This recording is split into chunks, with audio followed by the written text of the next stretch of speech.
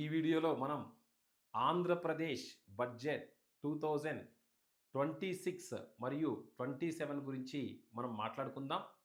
So ఈ budget ఏదైతే ఉందో ఆంధ్రప్రదేశ్ 3,32,000 కోట్ల రూపాయలతో ఈ బడ్జెట్ని ప్రవేశపెట్టడం జరిగింది. సో ఈ బడ్జెట్ని ఎన్ని లక్షల కోట్లతో ప్రవేశపెట్టడం జరిగిందంటే 3,32,000 కోట్లతో ఈ బడ్జెట్ని ప్రవేశపెట్టడం జరిగింది. ఆంధ్రప్రదేశ్ బడ్జెట్ 2026-27లో ఆర్థిక మంత్రిగా ఉన్నటువంటి పయ్యావుల కేశవ్ ప్రవేశపెడుతున్నటువంటి మూడవ budget. Okay, so Payyavula Keshav ప్రవేశపెడుతున్న మూడవ బడ్జెట్. సో ఈ బడ్జెట్లో మనం ప్రగతి పదం ఏ విధంగా ఉంది అనేది మనం చూసినట్లయితే ఈ బడ్జెట్లో ఫస్ట్ మనకి సరికొత్త అంశాలు కొన్ని ఏర్పాటు చేయబడ్డాయి. అందులో ఒకటి వచ్చేసేసి ఏపీ వెల్త్ ఫండ్. సో ఈ బడ్జెట్లో మనకు ఏపీ వెల్త్ ఫండ్ని క్రియేట్ చేయటం జరిగింది. ఓకే, సో ఈ ఫండ్ మనకు ఏ విధంగా ఉపయోగపడుతుందంటే ఆంధ్రప్రదేశ్ని రాబోయేటువంటి టెక్నాలజీకి అనుగుణంగా మనకు ఈ యొక్క ఫండ్ ఉపయోగించడం జరుగుతుంది. సో కాబట్టి ఈ 2026-27 బడ్జెట్లో 2026-27 బడ్జెట్లో మనకు ఏ అంశాన్ని మనం ప్రారంభించామంటే 2026-27 బడ్జెట్లో ఏపీ వెల్త్ ఫండ్ని మనం ప్రారంభించడం జరిగింది. సో ఈ ఫండ్ దేనికి ఉపయోగపడుతుందంటే ఆంధ్రప్రదేశ్ని సాంకేతిక రంగంగా మరియు అభివృద్ధి, ఎందుకంటే రాబోయేటువంటి శకమంతా కూడా మనకు ఏఐ సాంకేతికత ఉపయోగించుకుంటుంది. కాబట్టి మనము ఆల్రెడీ అమరావతిలో మనకు క్వాంటమ్ వ్యాలీ ఏర్పాటు చేయటం కానీ లేదా మనకు అడ్వాన్స్డ్ కంప్యూటర్స్ని మనం డెవలప్ చేయటం కానీ అందుకు ఒక ఫండ్ ఏర్పాటు చేయాలని నిర్ణయించినటువంటి ఏపీ ప్రభుత్వం ఏపీ వెల్త్ ఫండ్ని 2026-27 బడ్జెట్లో ప్రవేశపెట్టడం జరిగింది. సో దాంతో పాటుగా మనకు ఇంద్రధనస్సు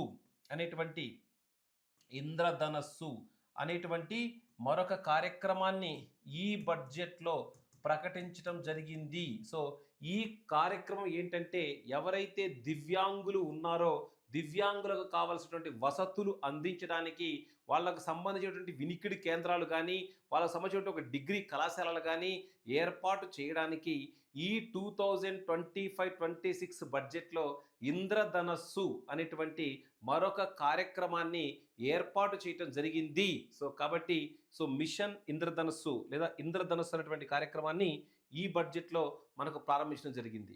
మరి ఈ బడ్జెట్లో ఏపీ 2026-27 బడ్జెట్లో మనం ఒక most important Visakhapatnam economic region, okay, so దాన్ని మనం విఈఆర్. సో ఈ బడ్జెట్లో మనకు విఈఆర్ అనేటువంటి ఒక యాక్రోనిమి కనపడుతుంది. సో ఎగ్జామినేషన్కి ఎక్స్పెషల్లీ ఎవరైతే ఏపీపీఎస్సి సంబంధించినటువంటి ఎగ్జామ్స్ రాస్తున్నారో వాళ్ళందరికీ కూడా ఇవి చాలా ఇంపార్టెంట్. విఈఆర్ అంటే ఏంటంటే Vizag economic region. Okay, so Vizag economic region. So ఇది యాక్చువల్గా చెప్పాలంటే మనకు ఆంధ్రప్రదేశ్లో ఉన్నటువంటి వైజాగ్ ప్రాంతాన్ని ఒక అద్భుతమైనటువంటి సాంకేతికత, ఆల్రెడీ మీ అందరికీ తెలుసు బడ్జెట్లో చెప్పినటువంటి విధంగా వైజాగ్లో గూగుల్ వారి యొక్క ఏఐకి సంబంధించిన అతిపెద్ద ఎఫ్డిఐ, సో భారతదేశంలోనే అతిపెద్ద ఎఫ్డిఐ దేనికి సంబంధించింది? గూగుల్కి సంబంధించిన AI data centre. So data సెంటర్ని మనం ఈ యొక్క వైజాగ్లో లాంచ్ చేస్తున్నామని అండ్ ఇది ఆ భారతదేశ చరిత్రలోనే అతిపెద్ద పెట్టుబడి అని కూడా బడ్జెట్ సమావేశాల్లో చెప్పడం జరిగింది. దీని ద్వారా కొన్ని వేల ఉద్యోగాలు కూడా క్రియేట్ చేయబడతాయనేది కూడా బడ్జెట్లో చెప్పడం అనేది జరిగింది. సో ఇక్కడ వైజాగ్ ఎకనామిక్ రీజియన్ అనేది ఏర్పాటు చేసి ఆంధ్రప్రదేశ్లో ఉన్నటువంటి 3 ప్రాంతాలలో ఒకటి వచ్చేసేసి వైజాగ్, సో రెండోది వచ్చేసేసి అమరావతి, సో మూడోది వచ్చేసేసి తిరుపతి. సో రాయలసీమ నుంచి తిరుపతిని, అదేవిధంగా అమరావతిని, అదేవిధంగా వైజాగ్ని మనం గ్రోత్ పొటెన్షియల్ గుర్తించి వారికి సంబంధించినటువంటి గ్రోత్ కారిడార్స్కి ఏర్పాటు చేయడం లక్ష్యం. సో ఇక్కడ మనం చూసినట్లయితే Vizag Visakhapatnam economic region. Okay, అక్కడ క్లియర్గా ఉంది. ఈ బడ్జెట్లో క్లియర్గా చెప్పడం జరిగింది విశాఖపట్నం ఎకానమిక్ రీజియన్ అనేటువంటి ఈ యొక్క రీజియన్ ఏంటిది? ఈ ఏదైతే శ్రీకాకుళం పార్వతీపురం మన్యం విజయనగరం విశాఖపట్నం ఇలాంటి అనేక ప్రాంతాలను కలుపుతూ ఓకే ఈ యొక్క Visakhapatnam economic region. Okay, Visakhapatnam economic region అంటే మొత్తం విశాఖపట్నం చుట్టుపక్కల ఉన్నటువంటి కొన్ని జిల్లాలను తీసుకున్నాం. మన్యం జిల్లా తీసుకున్నాం, విజయనగరం జిల్లా తీసుకున్నాం, శ్రీకాకుళం జిల్లా తీసుకున్నాం, కోనసీమ జిల్లాలు తీసుకున్నాం, గోదావరి, తూర్పు గోదావరి, కాకినాడ, పోలవరం ఇవన్నీ కూడా తీసుకొని ఆ ఒక ప్లాన్ని తయారు చేశారు. సో యాక్చువల్గా ఈ స్వర్ణాంధ్ర 2047 మీ అందరికీ తెలుసు, ఆంధ్రప్రదేశ్లో విజన్ 2047 ఉంది. ఈ విజన్ 2047లో భాగంగా ఆంధ్రప్రదేశ్ అనేది అభివృద్ధి బాటలో నడిపించడానికి ఈ ప్రస్తుత ప్రభుత్వం చేస్తున్న అంశాలు మనం మాట్లాడుకుంటున్నాం. సో ఈ ఏదైతే ఉందో ఇందులో మనం యాక్చువల్గా చూసినట్లయితే మనకు ఏదైతే భారతదేశంలో మనం గమనించినట్లయితే ఈ గ్రోత్ డ్రైవర్స్ని ఏదైతే ఉందో సుమారు ఈ యొక్క మెట్రో రైలు ఏర్పాటు చేసుకోవటం, ఇతర ప్రాజెక్టులు ఏర్పాటు చేసుకోవటం, డెవలప్మెంట్ ఏర్పాటు చేసుకోవటం, ఇన్ఫ్రాస్ట్రక్చర్ ఏర్పాటు చేసుకోవటం ఇవన్నీ కూడా మనకు ఉండటం జరుగుతుంది. సో దాంతోపాటుగా మనకు ఈ బడ్జెట్లో మనకు దగ్గర దగ్గరగా మనకు రాయలసీమ. సో ఈ బడ్జెట్లో రాయలసీమ గురించి ప్రత్యేకంగా ప్రస్తావించడం జరిగింది. సో ఈ బడ్జెట్లో రాయలసీమ ఏదైతే ఉందో సో రాయలసీమ ఓకే ప్రత్యేకంగా చర్చన జరిగింది.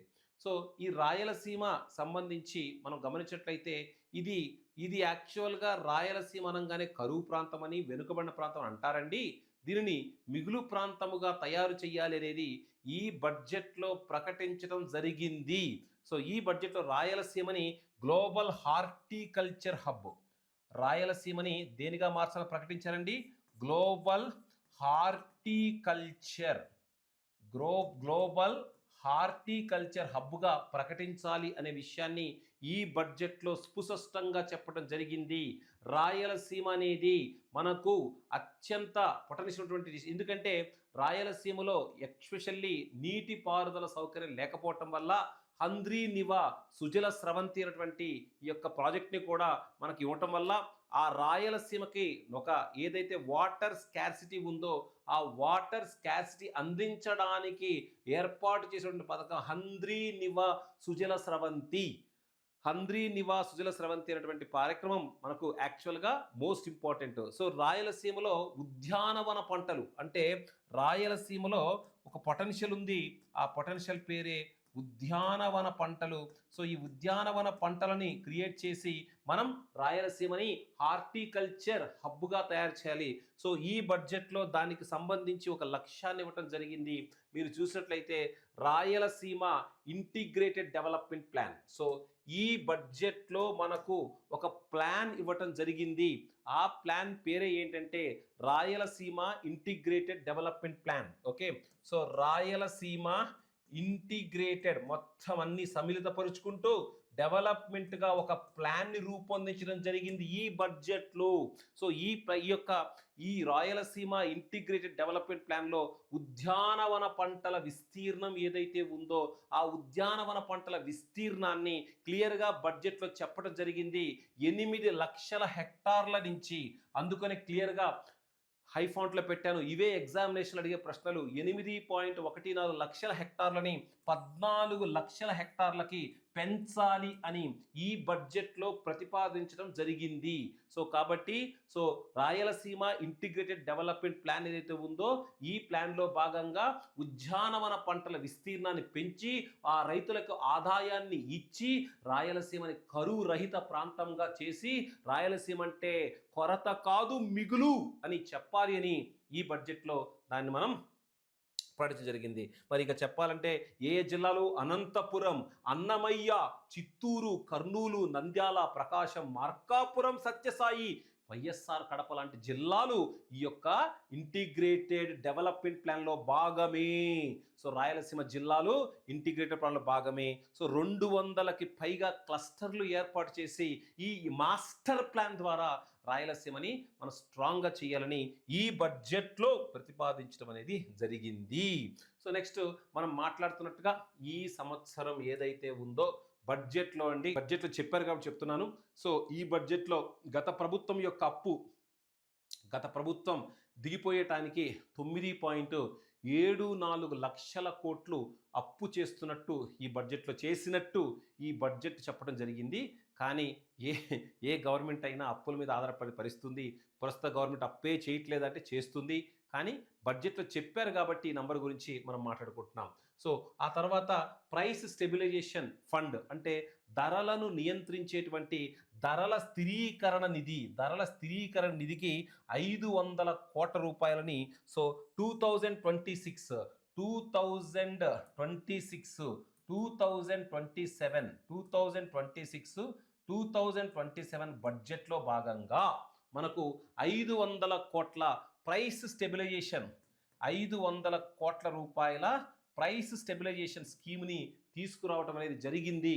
In 2026-27 budget 500 crore rupees price stabilization scheme is allocated. So ఇది కూడా ఎగ్జామినేషన్కి చాలా ఇంపార్టెంట్. సో తర్వాత అగ్రికల్చర్ సెక్టార్ ఏదైతే ఉందో ఆర్థిక సంవత్సరానికి గాను వ్యవసాయము మరియు అనుబంధ రంగాలకి 13,598 కోట్ల రూపాయలు కేటాయిస్తున్నట్లు ఈ బడ్జెట్లో ప్రకటించడం జరిగింది. సో అగ్రికల్చర్కి మీ అందరికీ తెలుసు, వ్యవసాయదారులకు 20,000 రూపాయలు ఇచ్చే పథకం ఉంది. సో ఆ పథకంలో కూడా భాగంగా దాంతోపాటుగా మనకు అగ్రికల్చర్కి సంబంధించి ఇన్పుట్ సబ్సిడీ కానీ, ఎరువులు కానీ, విత్తనాలకు కానీ దాదాపుగా 13,598 crores అగ్రికల్చర్ని సపరేట్ బడ్జెట్గా ప్రవేశపెట్టడం కూడా ఆంధ్రప్రదేశ్లో జరిగింది. ఆ తర్వాత తల్లికి వందనం మీ అందరికీ తెలుసు, ప్రస్తుత ప్రభుత్వం అధికారంలోకి వచ్చేటప్పుడు సూపర్ 6 అనేటువంటిది ప్రకటించి అధికారంలోకి రావడం జరిగింది. మరి ఆ సూపర్ 6లో వన్ ఆఫ్ ద స్కీమ్ వచ్చేసేసి తల్లికి వందనం. సో తల్లికి వందనంలో భాగంగా ఇక్కడ చూడండి 67 లక్షల మంది అడుగుతాడు ఎగ్జామ్ హాల్లో, ఎన్ని లక్షల మంది ఇప్పటి వరకు లబ్ధి పొందారు అంటే 67 లక్షల మంది విద్యార్థులకు దీని వలన లాభం చేకూరనున్నది. ఈ కార్యక్రమంని 2025-26లో ప్రవేశపెట్టినారు. సో తల్లికి వందనం కార్యక్రమం ఎప్పుడు ప్రవేశపెట్టారు? 2025-26 బడ్జెట్లో ప్రవేశపెట్టాం. ఎన్ని లక్షల మందికి ఇది ఈ యొక్క బెనిఫిట్ అందించింది? ఎన్ని లక్షల మంది విద్యార్థుల కంటే 67 lakh మందికి ఈ యొక్క బెనిఫిట్ అందించడం జరిగింది. ఈ కార్యక్రమాల ద్వారా అభ్యసన సామర్థ్యాలను ఇంకా మనకు చూడండి, ఇక్కడ మనకు లీప్ అనేటువంటి కొత్త ఆంధ్రప్రదేశ్ లీప్ LEAP ఆంధ్రప్రదేశ్కి లీప్ అనేటువంటి ఒక పథకాన్ని ఇక్కడ మనం మాట్లాడాలి. సో లీప్ కింద KG2 లీప్ అంటే ఏంటంటే learning excellence in Andhra Pradesh. Leap యొక్క full form learning excellence in Andhra Pradesh. Learning excellence in Andhra Pradesh. ఓకేనండి. సో గత ప్రభుత్వంలో కూడా నాడు నేడు అనేటువంటి కార్యక్రమం ఉండేది. సో ఇప్పుడు మనబడి మన భవిష్యత్తు అనే కార్యక్రమాన్ని తీసుకొని దాంతోపాటుగా కేంద్రము విద్యార్థుల కోసం PM శ్రీ అనేటువంటి కార్యక్రమాన్ని ప్రారంభించింది. స్కూల్స్ యొక్క మోడర్నైజేషన్ కోసం. ఏదైతే గవర్నమెంట్ స్కూల్లో కూలిపోయిన బిల్డింగులు కానీ, సరైనటువంటి త్రాగునీరు లేకపోవటం కానీ, టాయిలెట్ వసతి లేకపోవటం కానీ, ఆడుకోవడానికి గ్రౌండ్స్ లేకపోవటం కానీ, సరైన బల్లలు లేకపోవటం కానీ, వీటి కోసం మౌలిక వసతులు ఏర్పరచడానికి కేంద్ర ప్రభుత్వం ప్రారంభించినటువంటి కార్యక్రమమే PM శ్రీ అనేటువంటి కార్యక్రమం. PM శ్రీ ఫుల్ ఫామ్ ఏంటంటే Pradhanmantri schools for rising India. Pradhanmantri schools for rising India PM Shri అనేటువంటి కార్యక్రమాన్ని ప్రారంభించారు. దానికి కూడా సముచితమైనటువంటి అధికారం ఇచ్చి పాఠశాలల్లో ఉన్నటువంటి మౌలిక వసతులని మనం డెవలప్ చేయడానికి కూడా మనం చేయడం జరిగింది. సో దాని తర్వాత మనం ఇక్కడ గమనించినట్లయితే సో డిప్యూటీ చీఫ్ మినిస్టర్ అటువంటి పవన్ కళ్యాణ్ గారు, సో దాంతో మనం గమనించినట్లయితే ఈ రూరల్ డెవలప్మెంట్కి సంబంధించి మనకు అనేక పంచాయతీకి సంబంధించిన వాళ్ళందరికీ కూడా ట్రైనింగ్ కల్పించి భారతదేశంలో ఆంధ్రప్రదేశ్ని తొలి స్థానంలో నిలవడం జరిగింది. ఇక్కడ 2026-27 బడ్జెట్ ఏదైతే మనకు కనపడుతుందో ఈ బడ్జెట్లో ఈ యొక్క మంత్రిత్వ శాఖకి 20 గ్రామీణ అభివృద్ధి మంత్రిత్వ శాఖకి ఎన్ని కోట్లు కేటాయించామనేది ప్రశ్న కింద రావచ్చు. So what is the allocation of rural development in Andhra Pradesh? ఆంధ్రప్రదేశ్లో రూరల్ డెవలప్మెంట్కి ఎంత కేటాయించడం జరిగింది? 22,942 క్రోర్స్ని కేటాయించడం జరిగింది. సో ఆంధ్రప్రదేశ్ అనేది గ్రామీణ అభివృద్ధి, పంచాయతీల పటిష్టత, దాంతోపాటుగా మనకు రీసెంట్గా మనకు తెలుసు వికసిత్ భారత్ గ్రామీణ మనకు రోజ్గార్ అజీవిక మిషన్. సో గ్రామీణ ప్రాంతాలలో మనకు ఈ యొక్క ఉపాధి కొరకు ఏర్పాటు చేసిన కార్యక్రమం అందరికీ తెలుసు. ఆ కార్యక్రమం పేరు Mahatma Gandhi national rural employment guarantee act అని.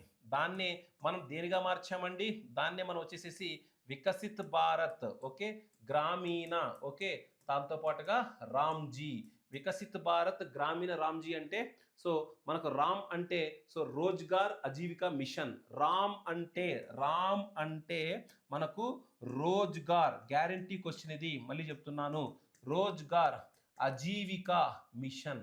సో రోజ్గార్ అజీవిక మిషన్ ఇది కూడా గ్రామీణ ప్రాంతాల్లో ఉన్నటువంటి పేదవారికి ఉపాధిని కల్పించేటువంటి కార్యక్రమం. సో యాక్చువల్గా చెప్పాలంటే మనకు ఈ యొక్క ప్రతి ఒక్క వ్యక్తికి రోజుకి 55 లీటర్ల త్రాగునీటి సరఫరాని, ప్రతి ఒక్క వ్యక్తికి ఎన్ని లీటర్ల త్రాగునీటి సదుపాయాన్ని అందించాలి అని ఈ బడ్జెట్లో మనం సూచించామంటే 55 లీటర్ల మంచినీటిని, త్రాగునీటిని అందించాలనే ఈ యొక్క దిశగా ప్రతి ఒక్క వ్యక్తికి కూడా నాణ్యమైనటువంటి త్రాగునీరు అందించాలనే లక్ష్యంతో కూడా ఈ బడ్జెట్లో మనం ప్రకటించడం జరిగింది.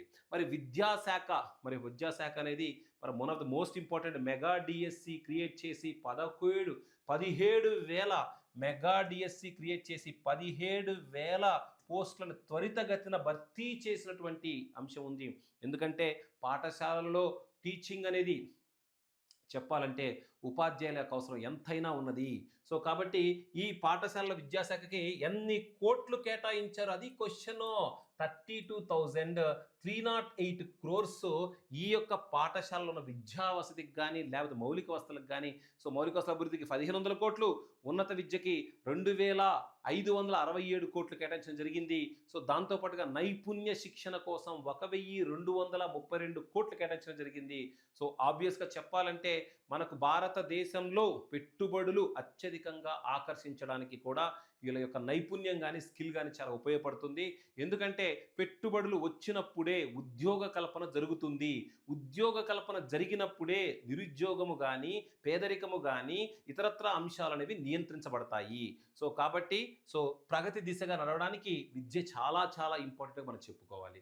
అదేవిధంగా పర్యావరణము అటవీ శాఖకి 714 కోట్ల రూపాయలను కేటాయించడం జరిగింది. సో జనరల్గా మనం చెప్పంటే పర్యావరణానికి కూడా మన శాస్త్ర సాంకేతికత, పర్యావరణము, అటవీకి కూడా సో డిప్యూటీ చీఫ్ మినిస్టర్ గారు పవన్ కళ్యాణ్ గారు మంత్రి గారు, సో కాబట్టి దానికి కూడా కేటాయించడం జరిగింది. ఆర్థిక సంవత్సరానికి గాను మున్సిపల్ పరిపాలన అభివృద్ధికి, పట్టణాల అభివృద్ధికి, పట్టణ శాఖకు 14,539 కోట్ల రూపాయలని 14,539 కోట్ల రూపాయలని కేటాయించడం అనేది జరిగింది. So it's also one of the most important element. So 2026-27 ఆర్థిక సంవత్సరానికి హోంశాఖకి 9,165 కోట్లు ఇచ్చి వాళ్ళకు ఒక 3,000 ప్రత్యేకమైన వాహనాలు అందించాలనేది కూడా ఈ బడ్జెట్లో మనం ప్రవేశపెట్టడం జరుగుతుంది. సైబర్ క్రైమ్ పెరిగిపోతుంది. సో ఆ ఓటీపీ చెప్పండి, ఈ విధంగా చెప్పండి, మీకు ఏదో గిఫ్ట్ వచ్చిందని సైబర్ క్రైమ్ పెరిగిపోతుంది. కాబట్టి ఆ సైబర్ క్రైమ్ నియంత్రించడానికి కూడా సైబర్ పోలీస్ స్టేషన్స్ని కూడా ఏర్పాటు చేయాలనేటువంటిది కూడా ఈ బడ్జెట్లో చెప్పడం జరిగింది.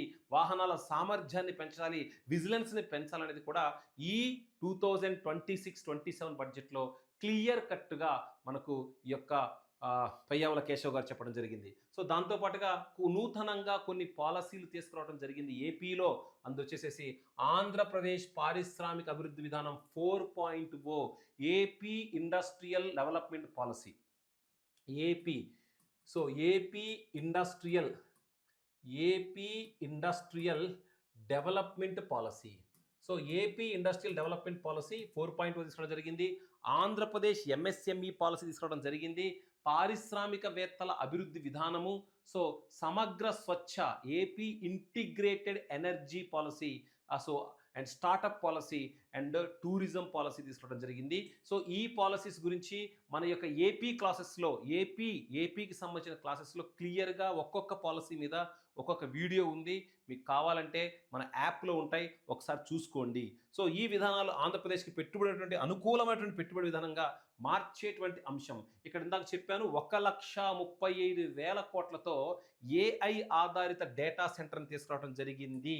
1,35,000 కోట్లతో ఓకే ఏఐ డేటా సెంటర్ తీసుకురావడం జరిగింది. ఇది is largest FDI in the history of India. So largest single FDI in the history of India, that is Google data center. So that is one of the most important element for especially in examination. So ఈ యాక్చువల్గా చెప్పాలంటే దీంతో పాటుగా ఆయన Andhra Pradesh chief job క్రియేటర్గా మనం ఈ యొక్క లోకేష్ గారిని చెప్పడం జరుగుతుంది. సో దాంతోపాటుగా అనకాపల్లిలో సమగ్ర ఉక్కు కర్మాగారం, అనకాపల్లిలో సమగ్ర ఉక్కు కర్మాగారాన్ని ఏర్పాటు చేయటం, నక్కలపల్లిలో బల్క్ డ్రగ్ పార్క్, సమగ్ర సౌర సెల్ ప్రాజెక్టు, ఓకే, దాంతోపాటు కాకినాడలో గ్రీన్ అల్యూమినియం ప్రాజెక్టు, ఓర్వకల్లులో సెమీ కండక్టర్ యూనిట్ వంటి ప్రముఖ పెట్టుబడులను ఆకర్షించాం.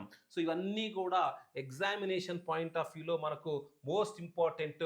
దీనినే బడ్జెట్లో వచ్చేసేసి బ్రాండ్ చంద్రబాబు అనేటువంటి పేరుతో నారా లోకేష్ గారు వర్ణించడం జరిగింది. నారా లోకేష్ గారిని ఆంధ్రప్రదేశ్ చీఫ్ జాబ్ క్రియేటర్గా బడ్జెట్లో చెప్పడం జరిగింది.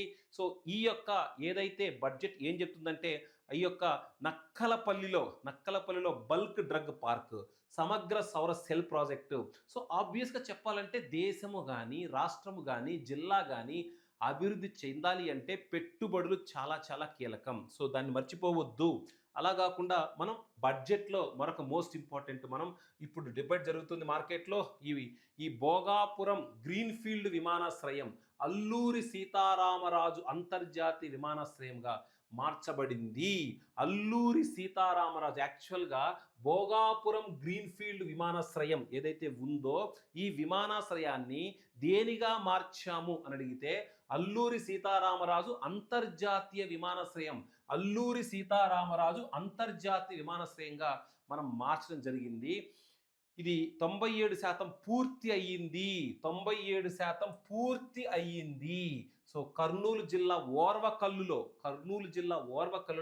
300 ఎకరాల్లో దేశంలోనే సమగ్ర డ్రోన్ సిటీ, సమగ్ర ఇంటిగ్రేటెడ్, ఒకసారి చూడండి, ఇంటిగ్రేటెడ్ ఎక్స్పెక్ట్ చేస్తున్నాను క్వశ్చన్ ఎగ్జామ్ హాల్లో, ఇంటిగ్రేటెడ్ డ్రోన్ ఏదైతే ఉందో ఇంటిగ్రేటెడ్ డ్రోన్ సిటీని మనం ఓర్వకల్లులో ఎక్కడ కర్నూలు జిల్లాలో మనం ప్రారంభించడం జరిగింది.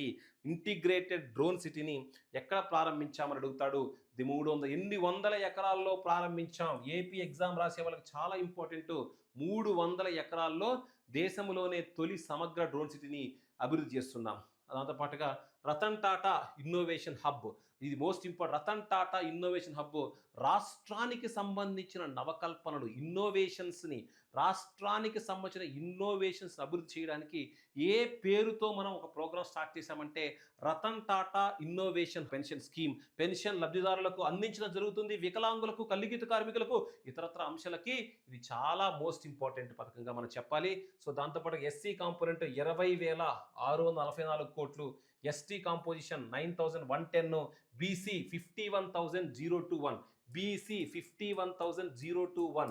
సో బీసీలకు సంబంధించినటువంటి ఇమాములకు కానీ లేదా ఇతరత్రాలకు కానీ కొంచెం డబ్బులు ఇవ్వడం జరుగుతుంది. మహిళలకు, పిల్లలకు, సీనియర్ సిటిజన్స్కి సంబంధించి 4,582 కోట్ల రూపాయలను కేటాయించడం జరిగింది. మరి ఆరోగ్యానికి సంబంధించిన అంశాలకు 19,306 క్రోర్స్, ఆరోగ్యానికి సంబంధించిన అంశాలకు 19,306 క్రోర్స్ని కేటాయించడం అనేది మనం జరుగుతుంది. సో దాంతోపాటుగా సమగ్ర స్వచ్ఛ ఇంధనం కింద ఏదైతే ఉందో సో స్వచ్ఛమైన ఇంధనాన్ని అందించడానికి మనకు గ్రీన్ హైడ్రోజన్ లాంటి ప్రాజెక్టులు ఆంధ్రప్రదేశ్లో ప్రారంభించడం జరిగింది. అందులో పాటు గ్రీన్ ఎనర్జీకి సంబంధించిన పాలసీని కూడా ఆంధ్రప్రదేశ్లో తీసుకురావడం జరిగింది. సమగ్ర స్వచ్ఛ ఇంధన విధానము, integrated green energy policy. So ఈ యొక్క పథకం 2024 నుంచి 2.88 lakh crores విలువైన 2.88 look at the number 2.88 lakh crores విలువైన 55 ప్రాజెక్టులను మంజూరు చేయడం జరిగింది. ఇందులో 15.56 గిగావాట్ సౌరశక్తి, 4.86 వాయు శక్తి wind energy, solar energy, 15.56 solar energy, so దాంతోపాటుగా పంపుడు storage energy, so green hydrogen వంటి ప్రాజెక్టులు ఆంధ్రప్రదేశ్కి ఈ పాలసీలో భాగంగా రావడం అనేది జరిగింది. సో 2020-27 ఆర్థిక సంవత్సరానికి ఎనర్జీ శాఖకు 13,934 crores, look at the number 13,934 crores energy sector కేటాయించడం జరిగింది. సో ఈ బడ్జెట్లో ఆరోగ్యానికి కానీ, సంక్షేమానికి కానీ, లేకపోతే గ్రీన్ ఎనర్జీకి కానీ అమరావతి, ఎందుకంటే మీ అందరికీ తెలుసు అమరావతిని డెవలప్ చేయటము one of the most important. Andhra Pradesh విభజించిన తర్వాత క్యాపిటల్ లేనటువంటి సొసైటీని మీకు తెలుసు. సో కాబట్టి ఆంధ్రప్రదేశ్ని క్యాపిటల్కి అందించడం కోసం, ఆంధ్రప్రదేశ్ క్యాపిటల్ ఏర్పాటు చేయడం కోసం, అమరావతి కోసం 6,000 కోట్ల రూపాయలు అమరావతికి 6,000 కోట్ల రూపాయలు ప్లస్ ఏర్పాటు చేసి అమరావతిని క్వాంటమ్ కంప్యూటింగ్లో నంబర్ 1గా చేసి సిలికాన్ వ్యాలీ నుంచి క్వాంటమ్ వ్యాలీ ప్రయాణించాలని ఒక ఉన్నతమైనటువంటి అంశం వెళ్ళడం జరుగుతుంది. దాని తర్వాత మనకు పోలవరం ప్రాజెక్ట్ ఏదైతే ఉందో, పోలవరం ప్రాజెక్ట్లో 91% డయాఫ్రమ్ వాల్ ఏదైతే పూర్తయింది, పోలవరాన్ని కూడా ఈ బడ్జెట్లో మనకు ప్రాధాన్యత ఇవ్వడం జరిగింది. సో నెక్స్ట్ మరికొన్ని విషయాలని పార్ట్ 2 వీడియోలో మనం మాట్లాడుకుందాం. Thank you very much. Have a nice day.